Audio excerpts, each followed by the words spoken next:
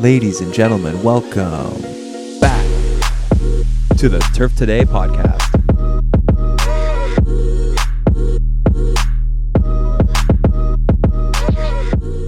Morning.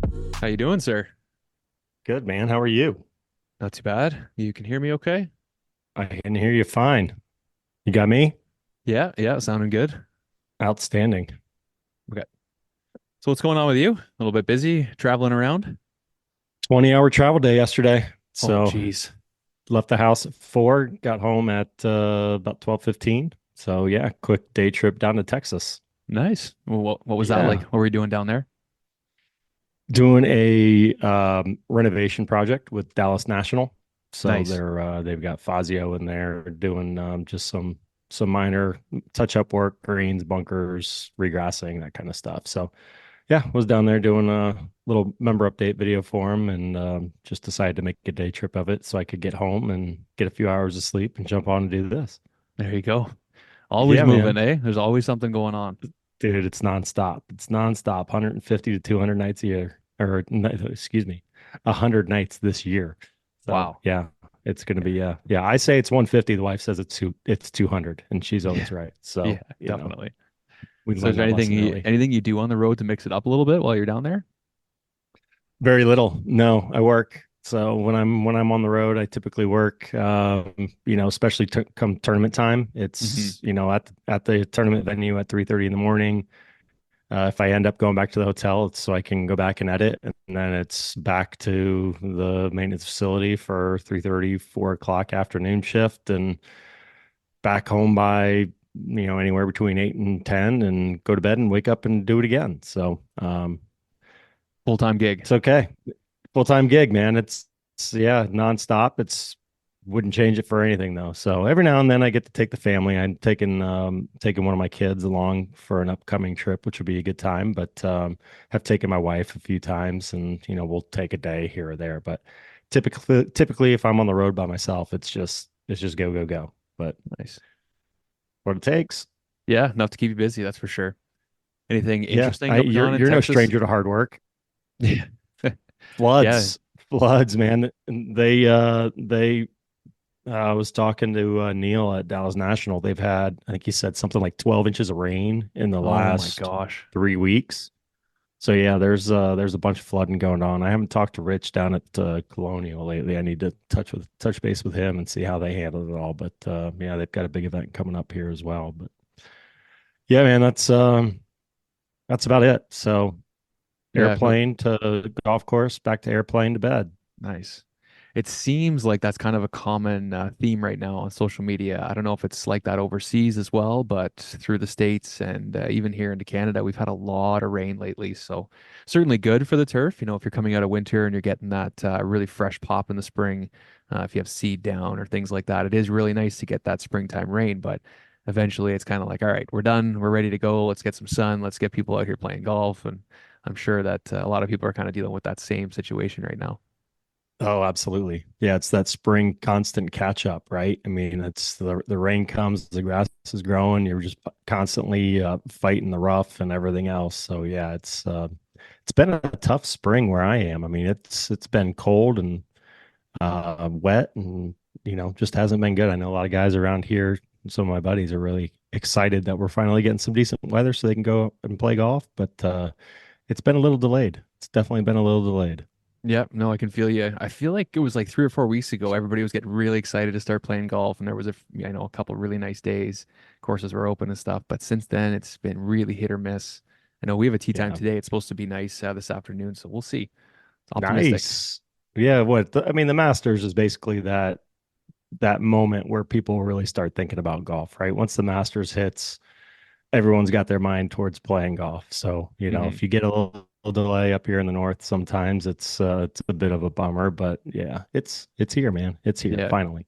I always call Masters time kind of the start of the golf season on social media because things are always sort of there, February, March. But once you kind of start talking about Masters, videos start coming out, coverage starts coming out, that's when people all jump on social media, really start engaging. And I find it's a really good start to the season on the social media side, because then from there it just kind of takes off, and it hasn't really slowed down since the Masters was out and everything with Tiger and all the golfers, and now we're leading into the PGA Championship, so it's just keeps ramping right up. Yep. Yeah. It's getting hot and heavy. It's hard to believe though. I mean, the tour season kind of winds down. It feels like it gets started and then all of a sudden it's over. So it's crazy how quick that season goes by. But yeah, you're right, man. Everything's ramping up. PGA Championship coming up well, as we're talking next week. So Hmm. the next major's almost here. There you go. There you go. Then it's like almost if you have two down, does that mean we're halfway through the year? I guess Pretty much. yeah, it is a bit of a condensed schedule, right? Guys, I'm sure guys play golf all year round, but when you get around the majors and the bigger tournaments and stuff, it is kind of go, go, go for a set few months there. Yeah, yeah, absolutely. It's again here in the north. Well, hell, you're up further north. I mean, what's the season like for you guys? Where do you get 4 or 5 good months? What how long's your season? Yeah, like depending on what happens with the spring, if you have a good spring, we usually target Halloween as sort of the end of the season. If guys are playing golf into November, great. It's sort of extra golf, but Halloween is kind of the projected time. So, May 1st to Yeah. the end of October. Yeah. Yeah, that's not too far off here. We kind of creep a little forward. We're usually mid-April. It starts being okay, and then we've had years where we can extend out to November, which Nice. is always nice. That's always my favorite time of year to play. So I love Hmm. fall golf is the absolute best. Yeah. Except for the leaves, of course. But yeah, being able to Yeah, be, oh yeah, but it helps having that leaf rule in effect though, that's for that's true. sure. Yeah, absolutely. Yeah. Yeah, it's one of So, those local rules. I gotta say, Brian, I'm pretty excited for this one. Like this is, we've had some big names on this podcast, but this is a big one. Somebody that you're really familiar with. So why don't you tee us up for this one? Yeah, John Ballard, golf course superintendent at Valhalla. Again, getting ready to host the PGA Championship. Valhalla's in Louisville, Kentucky. It's a Jack Nicklaus design. Was owned by the PGA for quite a while. Recently had an ownership change, so I'm kind of excited to talk to John a little bit about the Kentucky vibe that this new ownership group has infused into the golf course. Kind of figure out what is Kentucky golf. Talk to him about what's going on. Again, this is as we're talking to him, it's advance week and tournament Hmm. time. Advance week is usually the grind, right? Tournament time gets there. Usually everything's for the most part on cruise control. This is where they're really making hay and getting things ready for next week. But yeah, John's a phenomenal person, an exceptional leader. He loves talking about his team. So look forward to talking to him a little bit about his crew, how he built his team, and just everything that's going on there at Valhalla and getting ready for not just next week in the PGA Championship, but once that thing's over, once that final putt drops on Sunday at the PGA Championship, they've got to get ready for member play, and that's the one thing a lot of people forget is they've got a membership that they need to make sure they're providing outstanding conditions for. And so when these tents and all that kind of stuff disappear, they leave a mess. So looking forward to talking to him a little bit about his plans for that and just everything that's going on in his life and career. So he's got a lot of good things going. He's been at Valhalla now for oh boy, off the top of my head, I think you said about five years now.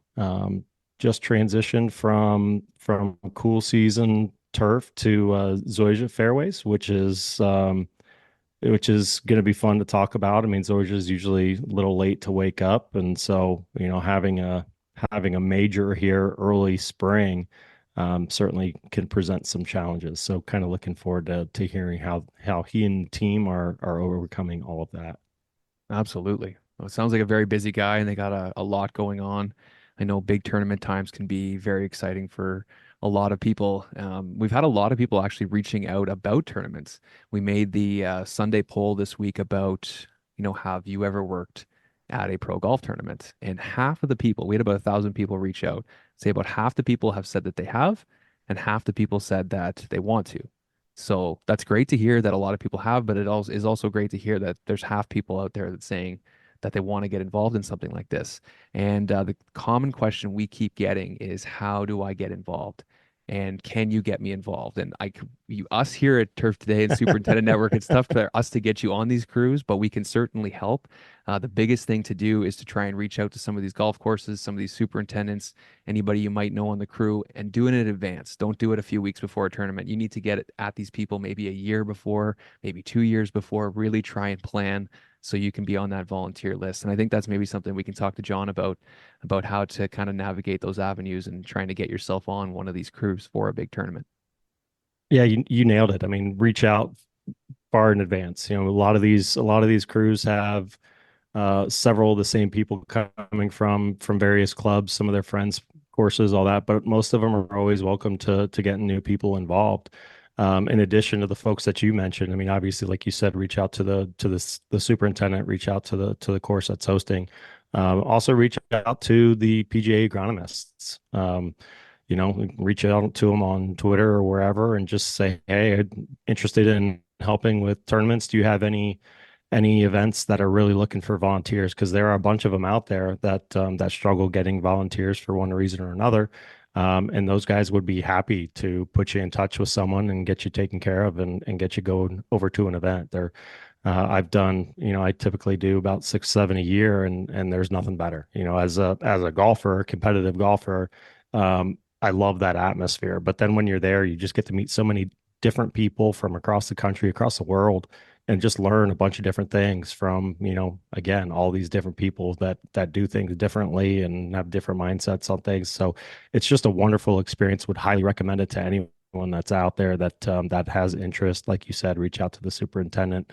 Like I mentioned, maybe reach out to a PGA Tour agronomist, and just see if there's a fit somewhere that you can get over to and be a part of that experience.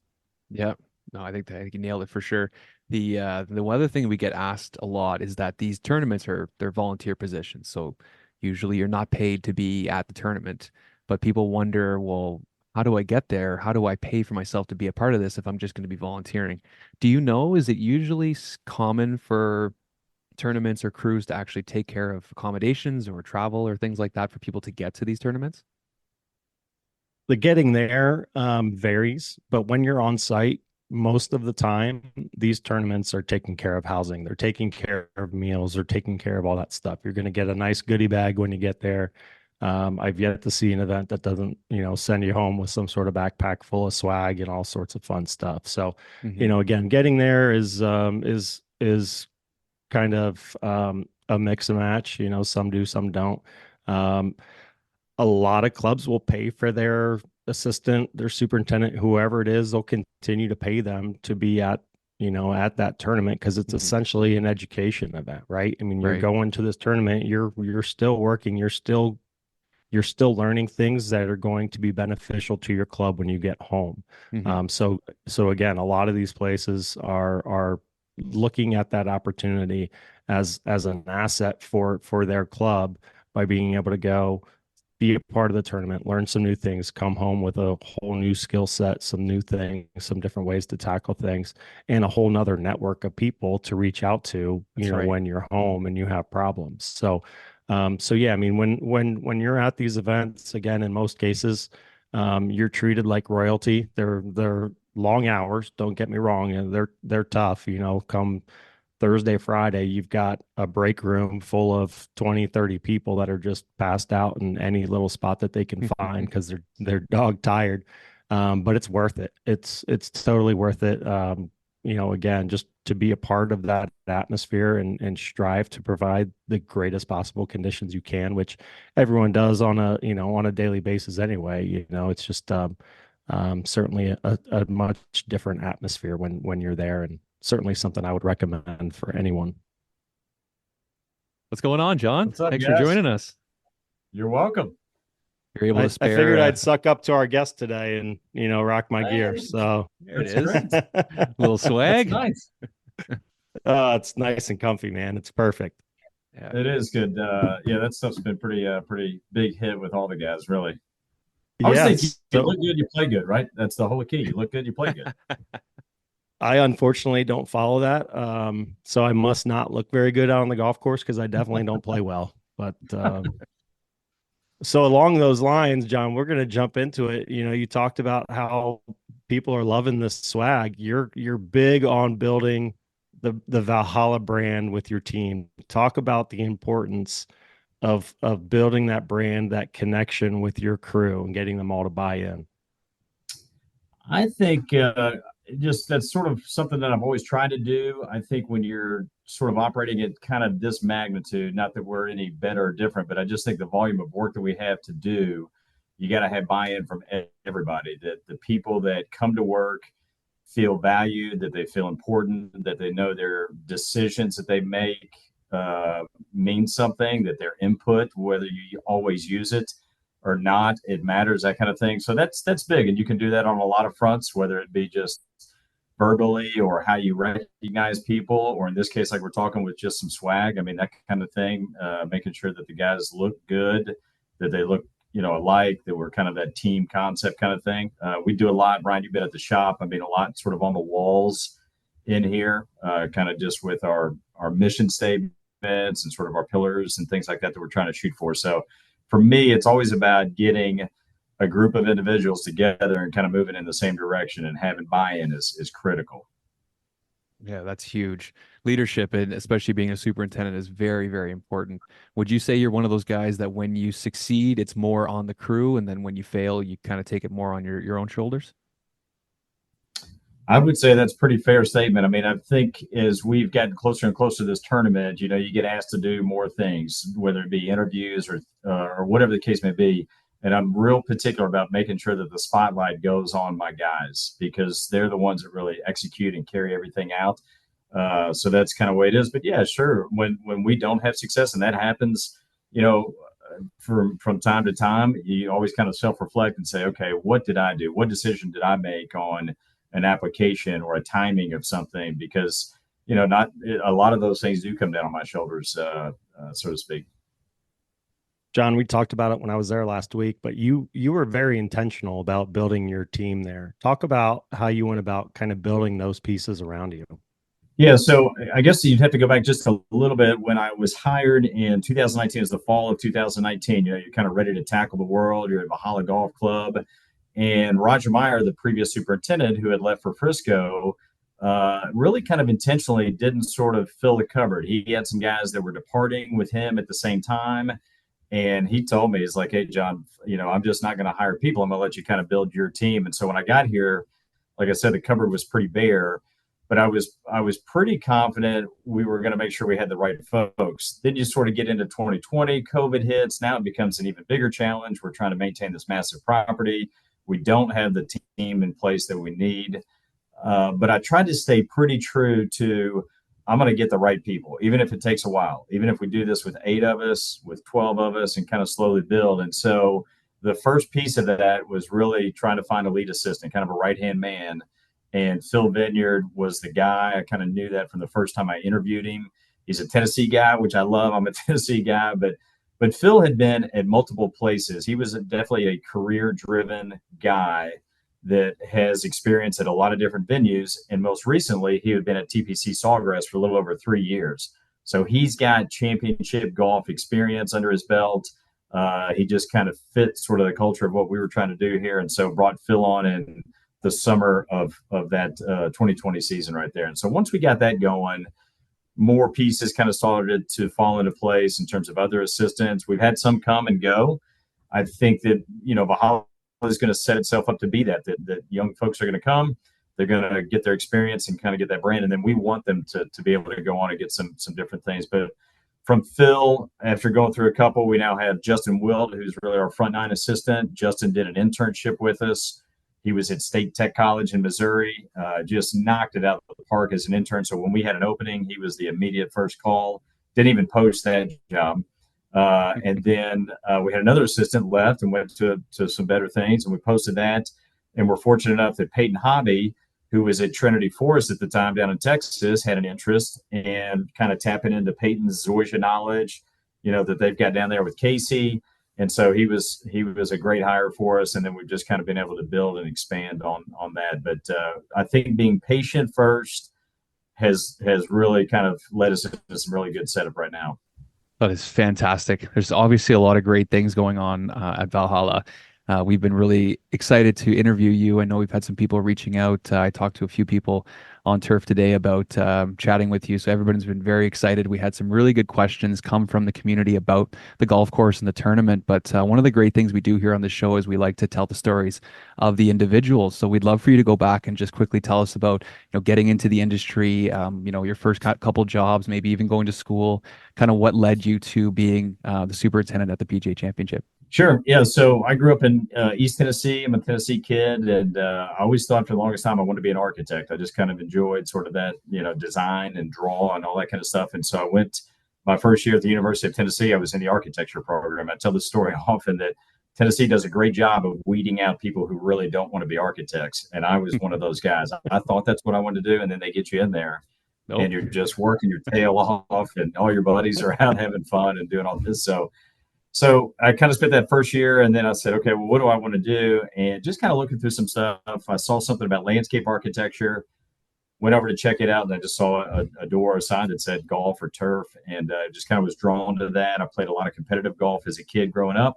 So I was like, oh, this sounds good. I like being on a golf course. But, I think most people who get into this industry don't really know what they're getting into. They think they like it, and most of us do, but I never had a professor or an advisor that said, hey, John, you can graduate in 4 years. Here's how much it costs to go here. And when you graduate, you're going to make $26,000 a year, and you're going to work 60-hour work weeks. And, I think if somebody would have said something like that to me, I might have kind of changed my tune. But school was great. I was fortunate enough to do 3 really great internships at Cherokee Country Club in Knoxville, just kind of got started there.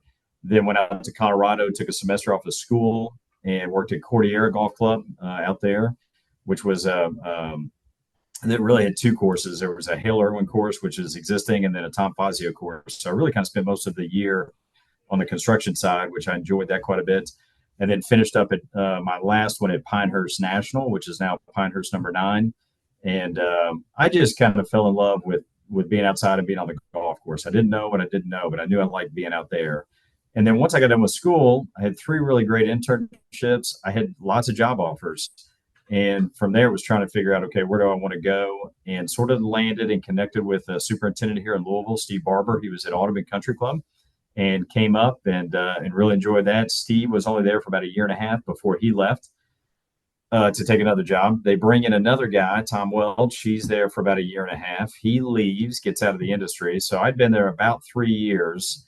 So I'm 23 at this time, and either they didn't want to look for another superintendent, or maybe they just said, we see something in this kid, and do that. So I was fortunate enough. I got a superintendent's job at a super young age, and just kind of have always sort of had the mentality of, I don't really know enough, or I'm not maybe smart enough or good enough, but I knew how to work hard. And so that was always kind of my MO, which is a lot of guys in this business, right? You just get your head down, you just start doing it. So that was great. I stayed there for 16 years and honestly started raising our family, my wife, Christy, and our 2 boys, Grant and Nicholas, and really enjoyed Louisville and really had no intention of leaving until the University of Louisville. I got a call from them one day. They had just gotten into the ACC. They built or bought another golf course just outside of town, and I got a call to maybe go join them. And so I ended up leaving Audubon, went to U of L, really enjoyed that, kind of made the switch from zoysia grass to bentgrass, and sort of had this big property. It was a ton of fun working with the teams and the coaches and all that kind of stuff. So we did that. And honestly, never thought I'd really leave there. I sort of transitioned from a superintendent into this director role and actually hired a superintendent and kind of was enjoying doing that. And then when the PGA of America moved their headquarters from Port St. Lucie, Florida to Frisco, Texas, Roger Meyer, who I mentioned, leaves Valhalla to go head up that massive project. And he called me up one day and said, hey, here's what I'm doing. You have any interest? I thought, yeah, maybe. And then their general manager, Keith Reese, who's a GM now, had called me up and just said, hey, would you like to have lunch one day? And we just kind of went from there. And I didn't necessarily want to get back into sort of the superintendent. I kind of transitioned out of that. But I think the allure of what's getting ready to happen next week was too great. And I just enjoyed being kind of on the course. And so ended up here in 2019, and here we are. It's a great ride. John, I'm always curious. You mentioned, you were at a certain spot, you were there, you were raising your family. What is that thought process? What are the things that you're weighing on whether or not you're going to take a move? I think you got to look at, for me, because my wife's from Tennessee as well too, and so it's just our boys here. So it's really just the four of us. We don't have any extended family here, and we are uber tight. And so when I look at anything, an opportunity, it's always how's it going to impact? What am I doing with my family? I don't miss baseball games. We just sort of have our routine, and so that's probably one of the main things. How does it impact my quality of life with them? Versus necessarily chasing the shiny star or the dollar or whatever that may be.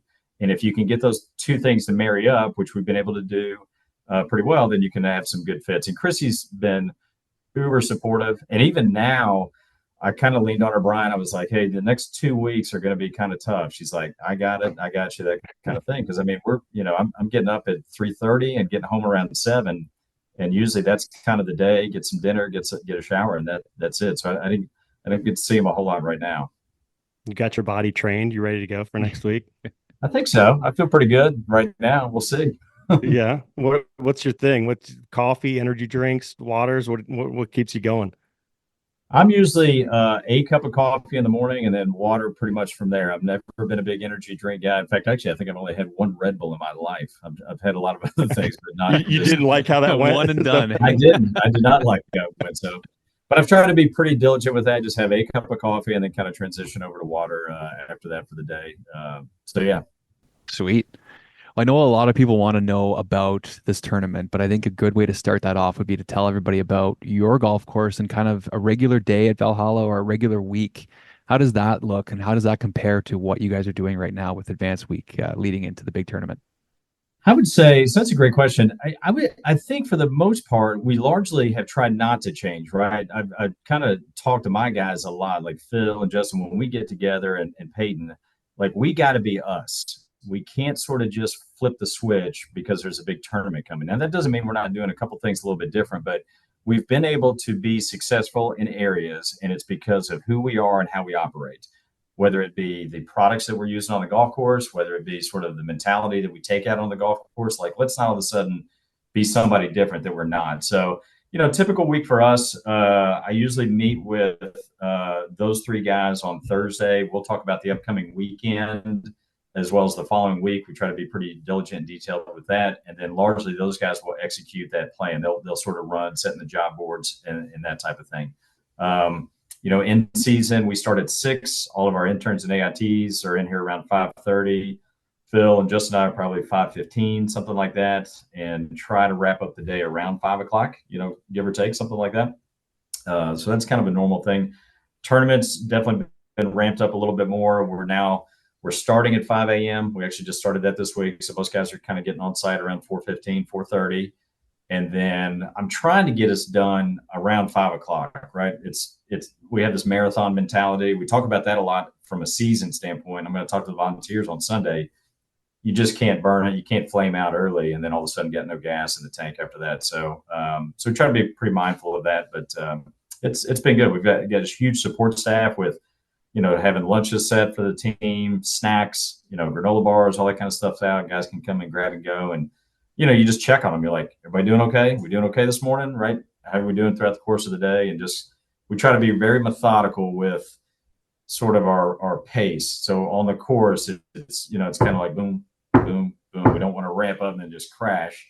And so, like yesterday, we battled some rain. So it's like, all right, let's take a break. Let's get off for a minute here and wait this out for 45 minutes or so, and then we'll get back to it, kind of thing. So yeah, that could be one of those big misconceptions about a big tournament is that, everybody comes in, all the PGA players are here. We got to do all this extra stuff. But at the end of the day, the course was selected for a reason, and you guys are doing great work. So why change anything, right? It might be an extra roller on the green or something like that, but I'm assuming that you guys have the place pretty dialed in. Something I wanted to ask you about, we were talking about volunteers actually before you jumped on here. So what does a volunteer role look like for you guys this week or the next couple of weeks, I guess, at your course?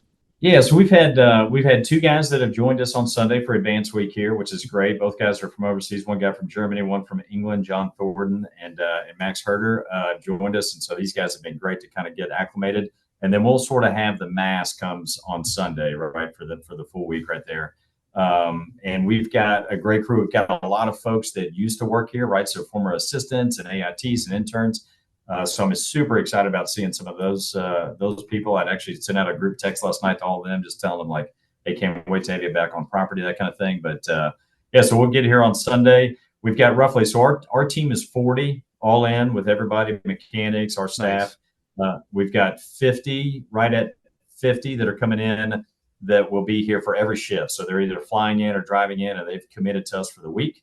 And then we've got about another 60 that are local that will just sort of, I can work every morning shift, I can work every evening shift, or I can sort of parse it together. So I suspect when we went through and are putting the jobs together, which Phil Vineyard's taking that role on, just doing an outstanding job with that, we'll have about 125 to 135 each shift for the morning shift and the evening shift to tackle the golf course. Heard there was a couple Canadians that are going to be down there too. Mark Prier and a few of the guys. There are. Yes, there are. Phil worked with them, I think, at Congaree, maybe, when they had a tournament there. Possibly. Yeah. I don't know. Mark bounces around quite a bit. Yeah, we've got a wide variety. It's great. Just some industry folks, and the support that we've gotten from the guys that we do business with has been just phenomenal. I mean, you can't do this. And the conversations that we had with those companies was very genuine, and said, hey, we've got to raise about $175,000 to put this on, right? To put people in hotels and put uniforms on them and feed them. And just time after time, people came to the plate and said, here you go, John, here's what we can do, and that kind of thing. So that's been great. I'm excited for them to come and see it as well. And because they've been so supportive, we don't even need them for volunteers. So they get to come and just kind of enjoy the day or a couple days, 3 days that they're here, and promote their company, or just have some genuine dialogue with the team, that kind of thing. Talk about that volunteer experience. What are they gonna see when they get there? Well, I hope that their experience is really good. I mean, you and I talk about that often, right? I mean, that's like, I want people to leave here and say, that was worth it. I'm glad I took a week off of work. I mean, some people are using PTO, vacation time. So it's really important to me that when somebody leaves on Sunday, albeit tired, that they say, man, I am glad I went there. I was able to network, right? There's a lot of people that I could connect with and build some new relationships there. I got some really killer gear. I got to be a part of a really fun environment, kind of team, that kind of thing. I mean, and that's my hope. John, talk about the importance of having that many people. I think I see it on social media where sometimes it gets a bad rap, like, oh, they've got 120. But just talk about the demands of getting that golf course ready to go for a championship like this, and why all those people, extra hands, are so important. So we've had to have support, particularly from Toro, with extra equipment and things like that. But if you look at it, the first tee times on Thursday and Friday will start at 7:15 in the morning. And they will go, the last tee time, I think, Brian, is right before 3 o'clock. I'd have to go back and look. So they won't even get off the golf course until probably 8 to 8:30 at night. And so while we may be able to sneak in and start attacking a few holes in the evening, we largely can't start our evening shifts until, call it, 8 o'clock at night. And so what we're really trying to do is compress that time frame so that we can get everything ready. And the goal is to be able to do everything that we want to do in normal weather situation in about 2 hours and 15 minutes to no more than 2:30. And so that's kind of what we've been working on with timing and number of pieces and things like that. So, I don't want to start at 2 o'clock in the morning, and I know volunteers don't. So we're trying to start as late as possible, but get done in front of play. And then we want to get back out as early as possible and get done as early as we can, so guys can get back and get some rest and some things like that. So that's really, in my mind, why you need this massive number. That's really good. Really important, because you need everybody pulling the rope in the same direction. So that's fantastic. Yep. Something else we wanted to ask you about was more or less on the student and education side of things. We reach a lot of people that are in school or have just come out of school or even looking to go to school. What would you recommend? Because a lot of people are kind of going back and forth between do I get the education and then start working, or do I get the experience and then try and get the education? How do you kind of go about doing that stuff with your students or people kind of coming out of school? So that's a great question. I think getting the experience is really, really good. I mean, I probably put it up a little bit above the education portion. Not that that's not important. And in Tennessee, my alma mater, their turf program right now is doing some really good things. But I think that experience and really trying to learn quickly, is this really what I want to do? Right? I mean, do I want to work some of these long hours in the hot sun? Am I capable of running a weed eater for 4 straight hours? do I kind of get some of that buy-in? So I just think getting on a golf course as quick as you can is important. So then that gives you a lot of different things. You could go to school and work at a course in your hometown where the school is. You could do online courses, which we've had students do that. We've had some guys do some 2-year degrees, but they're working with us the whole time. But I think as quickly as you can get on a golf course, the better off you're going to be. Right on. Do you have any younger people working for you right now, or people that are just out of school? We do. We have a ton. I'm the old guy, actually. So most of my staff is in their 20s. And so that's what's kind of cool here. So outside of Jason Newman, our mechanic, who's been here for every championship, I'm the next tenured employee at not even 5 years. And then you got everybody else that's kind of in their 20s. We just kind of who we are. So we got a young group, but I always tell them, I'm like, man, I run circles around you boys. I mean, so they kind of keep me young there a little bit. But what we do is so it's what I try to do a lot is raise your hand and say, I don't know. Like I'm the first guy to say, hey, I don't know what to do here. So what we've done with our interns that come in with our AITs, we challenge them every year to go to other tournaments. And so we've had guys at US Opens, at East Lake for the Tour Championship, Congaree, who I mentioned, John Deere Classic, Rocket Mortgage. So these get Torrey Pines. These guys go out, they make connections, they build their network, and then they also bring information back. Hey, John, when we were at the country club, we mowed fairways this way, right? Peyton was up at Oak Hill last year for the PGA Championship and was able to go up and watch him for a couple of days. And he's like, hey, here's how they break bunkers. So we just try to collect a lot of information and then see what works best for us. How does that help you with, you mentioned the young staff. So for a lot of them, it's going to be their first time hosting an event. They may have gone out and volunteered someone else, but how has that experience sending them to other events helped kind of keep them focused on the task at hand and not get overwhelmed with everything going on around them? I think they have experience, right? So they've gone out and done those things and they kind of see, okay, what does it look like when 100 people come into a room at 4 o'clock in the morning and then disseminate out onto the golf course kind of thing. So maybe it just gives them a little bit of a comfort level. I've tried a lot, Brian, to, this is my first, I've been in the business for over 25 years. This is the first time I'm doing a major championship and likely maybe the only one I ever do. And then some of these guys that are in their 20s that we're talking about, they're doing one, they may just think, hey, this is kind of the norm, and they may never do one. So the message really for everybody is, hey, let's enjoy this. Let's try to have some fun with it, kind of thing. As we come in, it's so easy to come in and be like, oh my gosh, this contractor ran over this or did this, or they wanted to do this. And so we're trying to, we sort of try to just, eliminate that and just be a little bit more grateful for the opportunity. Because that happens a lot. They'd be pounding their fist quite frequently with awful. What do you expect the teardown to look like? How do you envision getting the golf course back and ready for action with your membership? I think that's going to be tough. I really do. People, I've been asked that question many times, like, hey, what do you think about the tournament? Are you nervous or anything like that? But the thing that keeps me up at night is the back half of the season. With the championship being moved to May, I feel comfortable, confident we're going to hit really good. If the weather holds, we're going to be in a really good spot.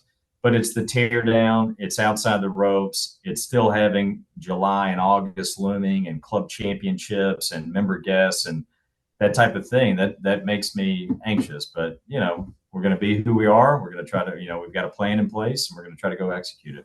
I know I'm really looking forward to watching the tournament. It's going to be one that's definitely heavily viewed. Is there anything about the course or about the track that you'd like people to know about, or something we should watch for? Maybe any changes or anything that could be highlighted next weekend?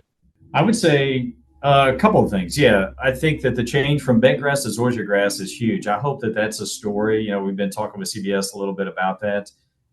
We made that change in 2021. So all the tees and the fairways went from bent grass to Xeon Zoysia grass. And I think that's a big story for a lot of reasons. It plays a lot firmer. It has a great sustainability story to it. So it's less water, less chemistries, which results in less manpower. And so I think on our side of the industry, the more we can tell that story is really good. So I think that's going to be neat.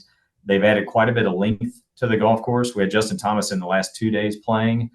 And that was his major comment was, man, this thing is long. And he played in some softer conditions with some rain, but I think you're going to see some more 4, 5, and 6 irons in guys' hands on par fours, which will be a little bit interesting.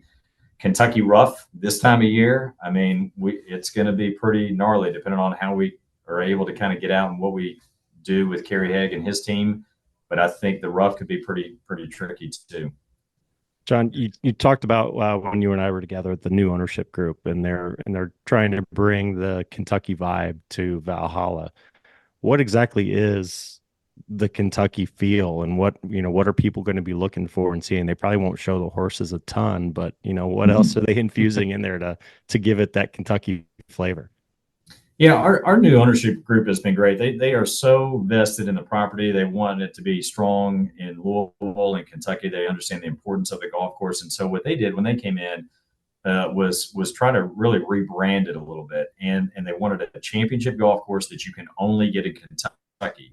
And so what that means, the things that Kentucky really kind of hangs its hat on: horse racing, bourbon, the limestone where we draw our water from, those types of things. And so as you get around the property, and I think CBS will do a good job of showing that. They've got a lot of B-roll stuff that they've done early, but it's so you get on a golf course, you say, wow, I can't get this anywhere else besides Kentucky, and in here in Louisville, Kentucky. So you'll see a lot of that white horseboard fence, really spectacular water feature on 13, where we scraped the hillside away and exposed all that limestone. That'll get a lot of looks. The clubhouse itself was really kind of transformed, so it looks a little bit more like this old farmhouse, right? So just this big farmhouse that sits on top of the hill, and then it's got all its land out and horses and stuff like that. So they've been very intentional with that, and it's really turned out well. That's really cool. Different look for the PGA Tour. You guys had talked about experience and learning from experience. Is there anything that in the last few months, kind of leading up to the tournament, that's been a big challenge for you, or something you've been a little bit not worried about, or not, to give anything away or anything like that? But is there anything that you guys have kind of had to overcome to prepare for this tournament? It probably is kind of the things that you don't know. I mean, I think coordination of the volunteers and the support with our partners was a really big undertaking, much bigger than what I had maybe envisioned it to be, kind of thing. Getting that kind of online and sort of doing it the way that I really wanted it to be done took a lot of effort. Tanya Fowler and Aaron Horn, who volunteers will meet, they're my right hand girls. They keep kind of all this information going out with the emails and coordination, and we were meeting once a week. But that was a little bit unexpected that you don't see that. The PGA of America has been great to work with. They're very organized and very detailed in terms of the build out. It's the largest one they've ever done, but man, there are just contractors everywhere. And these guys they're trying to get their job done quick. This golf course is our baby. We take care of it every day. And so when people, get off the path and kind of wreck it a little bit, that's been a little bit tough to kind of swallow a little. And it's been it's the biggest build out the PGA's ever had, right? Correct. Yep. Yeah. Biggest one. We actually started in December of 23 putting down gravel. We put down 14 acres of gravel for back of the house. So think about that, 14 acres of gravel. And that there's no structure that goes over it. That's just to help carts and access and all that kind of stuff. And then we've got about 16 acres of structure. So we've got 30 acres of ground that's been covered up for quite a while now. It's funny. It's not so much the playability of the golf course. It's everything else that goes on, right? Wearing a bunch of different hats at the same time these few weeks here. We wanted to thank you for coming on, and we don't want to take up too much of your time because you're obviously a busy man right now. The last couple minutes, we wanted to kind of leave it open to you. Is there any stories you wanted to tell, anything fun you wanted to share with our listeners? I know people really like if there's kind of fun stories from your experience, anything that you'd like to share? Gosh, I hate to tip off too much, but our group I mentioned is pretty tight. And so something that's going to be fun, hopefully funny, but when we do fantasy football every year, and so there's always a loser that has to do something, right? You got to take the ACT, you got to go to Waffle House for 24 hours. So our loser's punishment has been saved for this tournament. No way. So before one of our morning or evening shifts, right, when everybody's kind of ready to go, 4 or 5 o'clock, we are going to have his punishment ready to go. So I was going to say, don't spill the beans. You might listen. I'm not going to say what it is. But that's what it is. But I'm just excited about it. I mean, I think it's been great. I can't wait to do it with these guys that we've been working so long and hard together, and sort of that collaboration Sunday night when that final putt's hit. And I really appreciate these guys. That's John, fantastic. it was a photo finish at the Derby this weekend. How are you guys going to top that? Hopefully it'll be the same. Hopefully we'll go. We'll do a playoff, right? 3-hole aggregate playoff, right? That's the You PGA don't want a Championship. playoff, do you? Don't you want a winning putt on the I don't know. 72nd play? Hey, did you know? Here's some history for you. Did you know that the PGA of America first instituted the 3-hole aggregate playoff in 2014 when Tiger Woods won here? So Tiger ties with Bob May. They go back to 16, and that's Tiger's infamous putt that he goes walking in. He makes birdie. May gets up and down for par with a little tap in. He makes birdie and walks that putt in. They both bogey 17, both par 18 is kind of a blob finish. But that was the first time that was ever implemented, and Wow. they've done it ever since. Here you go. That Nice was little tidbit. Well, it was one of the cool things when I was fortunate enough to spend some time with you here recently, walking around the clubhouse and just how well the ownership group has documented their history. And so, images again, the trophy cases, the iconic images from Valhalla. Looking forward to hopefully getting another iconic moment here at the PGA Championship. Absolutely. That would be fantastic. All right, John, we'll get back out on the golf course. We're really looking forward to putting this out and to seeing everything next weekend of the PGA Championship. It's going to be awesome. Yeah, that's great. Thanks for having me, guys. And Brian, we'll see you next week. Yes, sir. Thanks, John. Appreciate you coming on. We'll see you soon. Okay. Thanks, guys. Okay. Take care, John. Bye. What a great guy. Oh, he's the best, man. He's the best. So we're this industry is full of just phenomenal people, and he's another shining example of that. Just giving of his time. Obviously, this is advanced week for them, and there's, like I said before, there's no busier time preparing for a tournament than an advanced week. Making sure you get those final details buttoned up, because once the tournament's here, you really don't have a ton of time to make any changes. So this is the last dress rehearsal before the big day, and just so awesome that he was able to come on and give us 35 minutes of his time here to talk about everything that's going on. Yeah, he can't have much free time, so we certainly appreciate John coming on and doing all that, and it's going to be a great one for us. And this is something we've talked about too, is trying to do some of these interviews leading into some of these tournaments as well, so people can be really integrated in what's going on that week and what tournament they're at, what golf course they're at, and hopefully shedding some more light on these crews and these leadership groups, because there's a lot of great people out there. I was kind of intimidated knowing that we were going to get to talk to him. And I was texting a few of my superintendents and stuff. And what should I ask him? What's he like and stuff? And then you meet him, and he's just such a down to earth, great guy. And, passing all the praise on to his people that work underneath him and some of the kids that are coming up and stuff. Like, that's so great and so refreshing to hear. And, when you think about, okay, I want to volunteer at a tournament like this and I have to reach out to the superintendent and blah, blah, blah. He's a nice guy. He's a great guy. He wants help. He wants people to move up and learn and everything like that. And the more people we can have like that in the industry and in leadership roles, it's just going to make things even better for everybody.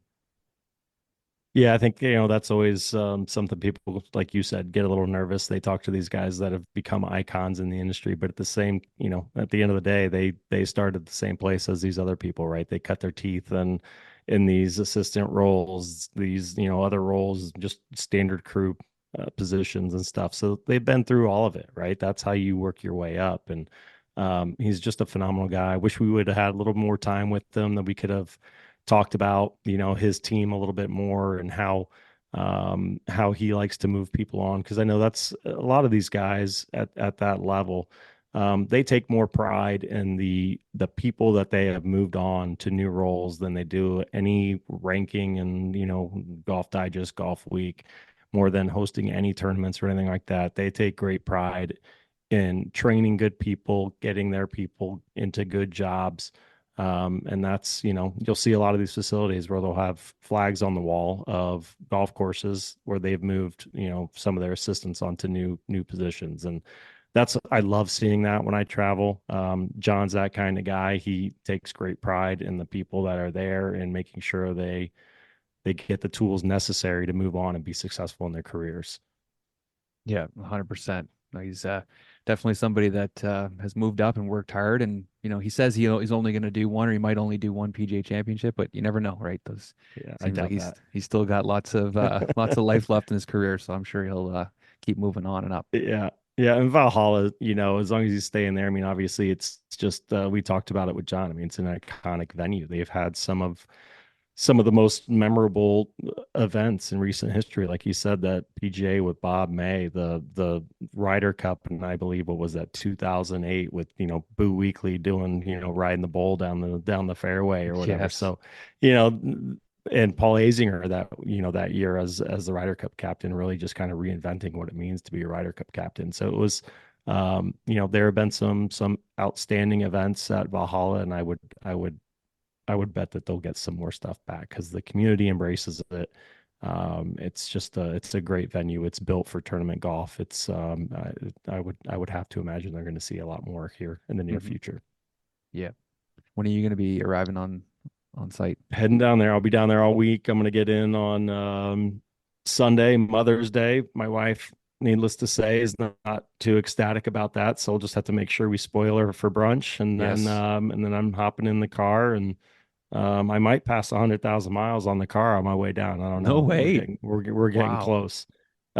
So yeah, no, I'll be there Sunday to Sunday and um, Will you being be being a volunteering part of too? Like, everything. are you going to grab a rake and do some work while you're there or what?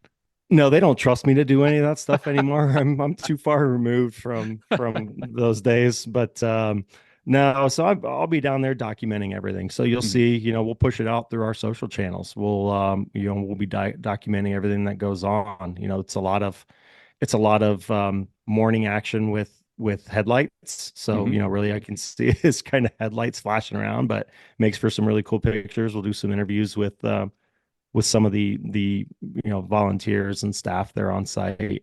So we've got a bunch of content that we'll be pushing out through SN and Turf Today, and people can certainly be on the lookout for some of that stuff during tournament week. Yeah, yeah. People always send us stuff from tournaments, or they try and share things from tournaments. But now we're going to be able to produce and put out original content. So I think that's Yep. that's a whole nother level, and we're able to add that real personal touch. And it's nice you're going to be down there and meeting a lot of those people, and probably seeing a lot of people you already know. Um, and you're gonna have to say hi to Yeah. Mark Prier for me again. I think that's so funny that he's going to be down there at that one. Have you guys met you know, before? Maybe, I always feel so bad because I go to so many of these events now and they all have 120 Yeah. people or whatever. And I always recognize faces, Hmm. but I've been getting so bad with names lately and it's driving me nuts. And I feel so bad. So if you're listening and you see me at an event and I can't remember your name, I apologize profusely because I always feel so bad. But yeah, I Yeah. mean, I do. I run across a lot of the same people from some of these events. East Lake is one of those events where like literally they have it feels like 80% of the volunteer crew is the same year after year after year because they do such a nice job of hosting their volunteers down there. And same with the Memorial and Colonial, and all these guys have these great volunteer programs that host events on an annual basis, especially. And you see a lot of the returning, people returning for another year, and or people from the same club that are trying to get their people Hmm. experience. So it's like we were talking about earlier, just the whole volunteer process, that experience is just so worthwhile. I just can't recommend it enough to anyone that's interested in that level of of the profession. Just go spend a week, donate a week of your time or whatever. It's worth it. You won't regret it for sure. Yeah, personally, I've done two, both here in Canada, the Canadian Open and the Canadian Women's Open, both awesome tournaments. I remember everything from both those weeks, both great Nice. memories. Met some people that I still keep in touch with from both courses. So it is a lot of fun. It's Yep. something you should do if you're going to be in this industry for a while. You want to work your way up and meet some new people and gain some networking. Like definitely getting to one of these tournaments is huge. So. Like we said at the beginning of the episode, we can't do it for you. We can try and give you all the advice. Reach out to us. We might even have a contact for you, but this is something if you want to get on, definitely get on ahead of time. Yeah, absolutely. Okay, well, I don't really have too much else for you. Do you have anything else for me today? No, man, just excited, excited to get going with this. That's the first podcast you and I have done together with a Hmm. guest. I thought it went really well. Looking forward to some of these future guests and having more of these conversations. So hopefully everyone's excited about this merger. And again, just be patient with us. We've got great things in the works, but nothing happens overnight. So just like maintaining your grass, have a little patience and just see it through. Trust the Nice. process, right? That's a great way of putting it. Yeah, the grass doesn't grow in one day. That's awesome. That's it. That's Yeah, it. no, hopefully, 3 or 4 months from now, this is going to be a very regular thing. The show is going to evolve into a little bit bigger of a production and have more stuff, more people involved, maybe a few more segments, more sponsors and stuff like that. So it's onwards and upwards for the show and the brands. Right now, we're really just trying to piece everything together, get to know each other, work together, and just What's your know name there's again? Just kidding. just know there's a lot more coming from us, and we're very, very motivated and very excited to be bringing this stuff to you. So just stick with us, reach out if you can, and we're here for you. Love it. All right, everybody. Well, until next week, keep those reels sharp, and we will see you soon.